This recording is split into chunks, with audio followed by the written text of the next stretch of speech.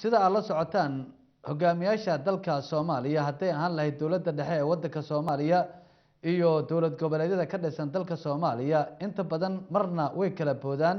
marna way isu yimaadaan haddaba lug intee leeg ayay ku leeyihiin dowladaha dariska ah khilaafaadka iyo isu keenida hogaamiyaasha Soomaalida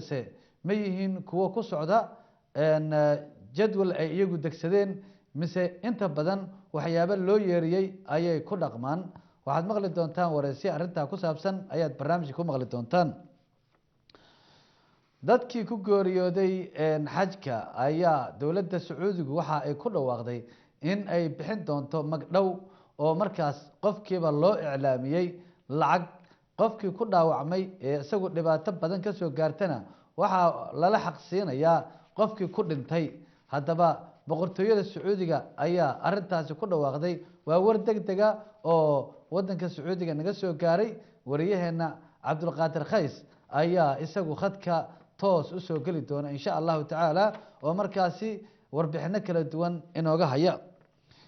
daawadayaal waxaan kaloo idin haynaa wareysi aanu la yeelanay wasiirka duulista hawada ee dowlad goboleedka Puntland oo arrimo kala duwan ka sheekeyn doona waxaan kaloo idin soo qaadan doonaa insha Allah taala bandhig faneed magaalada Kismaayo ka dhacay oo markaasi dabaaldegyadii maalmahan ugu dambeeyay loo sameynayay calaamasaarkii madaxweynaha Jubbaland ee markaasi si weyn looga soo qayb galay ayay qayb ka tahay iyo fadhiyo kala duwan oo maalmahan soconayay bariiska Soomaaliya sida aad la socotaan waagii hore wuxuu ahaan jiray laf dhabarka runtii ilaha dhaqaale ee dalka wadamo badan ayay xitaa ka horeyn jirnay haddaba xilligaana dadka Soomaalidu gacmaha ayay hoorsadaan oo wadamo shisheeye ayay u gacan taagaan khabiir ayaa ka sheekeyn doona sida Soomaalidu ay taajirka u ahayd marka loo eego ilaheeda dhaqaalaha oo isagu ka soo shaqeyn diray mashruucii bariiska ee magaalada Jowhar ayaan markaas idin soo gudbin doonaa daawadayaal qodobo badan oo ay ka mid tahay dhinaca iyo magaalada gobolka Minnesota xaflad ka dhacday wareysiyo kala duwan oo si toos ah aan ula xiriirnay dhinacyadii qaban qaabiyay munaasabadahaasina waad ku maqli doontaan daawadayaasha qiimaha iyo qadarinta mudan oo qodobadaas iyo kuwa kale waa noo socdaan hase ahaatee bal markan aan ku bilaabo war degdega ayaa waxa uu sheegayaa in boqortooyada wadanka Sacuudi Carabiya ay ku dhawaaqday magdhowga dadka la siin doono intii ku geeriyootay masaajidkii barakeysnaa ee ku yaala magaalada Makka al-Mukarrama dadkaasi ayaa waxa ay heladoodu heli doonaan lacag aad u badan oo markaasi dalka Sacuudiga uu ugu deeqay iyo waliba dadkii markaasi iyagu aad dhibaato uga soo gaartay oo nool ayaa iyagana dhaqaale badan la siin doonaa halka kuwa kalena haaf la siin doono ama kala bar la siin doono inta qofka dhinta la siiyay haddaba wariyaheena Cabdulqaadir Khays ayaa iminka toos ugu jira isagoo jooga magaalada Jidda ee wadanka Sacuudi Carabiya Khays waxaad iga warantaa warka degdega ee ka soo baxay boqortooyada wadanka Sacuudi Carabiya waa mahadsantahay xasan wararkii ugu dambeeyay ee dalkan boqortooyada Saudi Arabia ayaa waxay tilmaamayaan bayaan ka soo baxay dalkan boqortooyada Saudi Arabia oo lagu shaaciyay magdhow lagu siinayo dadkii ku geeriyooday dhacdadii toddobaadkii tagay ka dhacday masjidka xaramka barakeysan ee Makka al-Mukarrama halkaas oo ay ku geeriyoodeen dadweyne fara badan oo muslimiina kuwaas oo ahaa xujay ka kala yimid caalamka kuwa oo iyagu ku dawaafay masjidka xaramka barakeysan ee Makka halkaas oo wiishku ku soo go'ay magdhowda ayaa waxay noqonaysaa in 1 milyan oo riyaal la siin doono ehelada ruux kasta oo kamid ah dadkii ku geeriyooday halkaasi waxa sidoo kale yana 1 milyan oo riyaal heli doona dadkii ku dhaawacmay isla markaana dhaawacoodu uu noqday mid naafa ah isla markaana mid kamid ah xubnihii muhiimka ah ku waayay sidoo kale 500 oo kun oo u dhiganta nus milyan riyaal ayaa waxa heli doonaan ruux kasta oo dhaawac fudud uu ka soo gaaray dhacdadaasi bayaanka ayaa waxa uu ahaa mid aad u dheer isla markaana lagu faafayay waxyaabihii laga ogaaday baaritaanadii la sameeyay umurahaas oo dhan waxa la socday ambassador Ahmed Aadan Degaal oo loo yaqaan Ahmed Safina isagu ah wakiilka Somaliland u qaabilsan arrimaha xajka waxa uu ku sugan yahay magaalada barakeysan ee Makka al-Mukarrama dalka boqortooyada Saudi Arabia ambassador Safina waxa inoo soo koobtaa bayaankii wararkii ugu dambeeyey waxyaabaha koobaya qodobada ugu muhiimsanaa maxaa ka mid ah bismillahi raxmaan raxiim qayska aad baan saaxiib ku salaamay adkeeda ee odayaasha TV-gaba boqorka Sacuudiga boqor Salmaan bin Cabdilcaziz Al Sacuud hadda walaal wuxuu ku dhawaaqay wax yar ka hor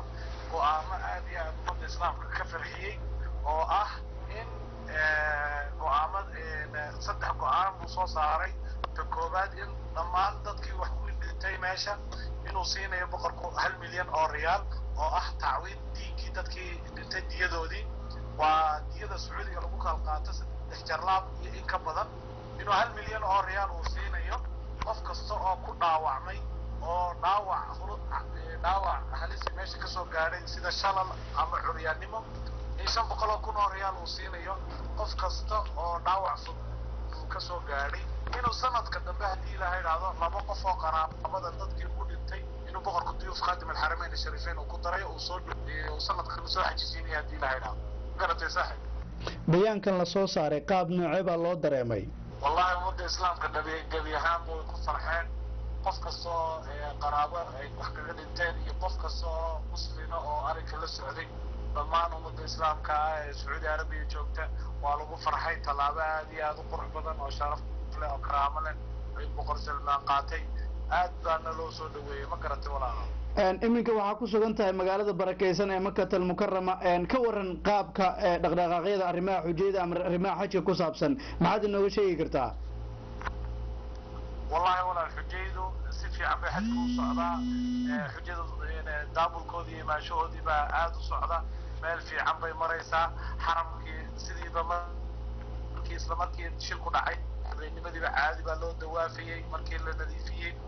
dhaawacii midkii la qaaday in haba yaraatee si guud ahaan loo dareensay mooyaane haba yaraatee habsami socodkii waxba iskamay bedelin saaka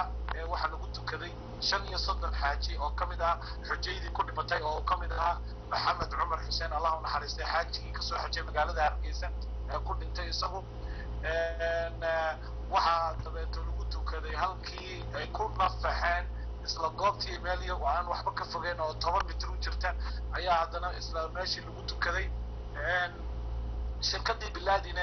wiishkan lahaydna iyada loo saaray dhammaan wixii qalada meesha ka soo gaaray boqorku maanta khudbadiisii bay kamid ahayd uu soo saaray bayaankiisii uu soo saaray bay kamid ahayd in loo saaray dusha shirkadda bilaadin dhammaan qaladkii dhacay in laga mamnuucay safarka in dalka dibadiisa ay u baxaan in laga joojiyey mashaariic cusub inay galaan shirkadda bilaadin in ilaa intuu taxqiiqu ka socdana aanay dalka haba yaraatay wax shaqo aanay ka qabanin ma garatay aad iyo aad ayuu mahadsan yahay kaasi wuxuu ambaasador Axmed Aadan Digaal Axmed Safina oo isagoo wakiilka Somaliland u qaabilsan arrimaha xajka qadka telefoonka isagoo ku sugan magaalada barakeysan ee Makka al-Mukarrama ayuu si toos ah ugu waramayay xasan inta ayaa u muhiimsan bayaankii caawa soo saartay boqortooyada Sacuudi Arabiya oo la xiriiray dhacdadii ka dhacday masjidka xaramka barakeysan ee Makka al-Mukarrama markana dib aan idinkugu celiyo stuudiyaha koowaad ee telefishinka caalamiga ee Somali Cable halkaas oo wariyayna xasan cadde nooga sii wadi doona qeybaha kale ee barnaamijka ka har aad baad u mahadsan tahay kaasi wuxuu ahaa Cabdulqaadir Qays oo jooga magaalada Jidda ee wadanka Sacuudi Arabiya oo warkaasi degdeg ah isagoo jooga magaalada Jidda si toos ah inoogu waramayay sida aad haddaba daawanayseen daawadayaasha qiimaha iyo qadarinta mudan oo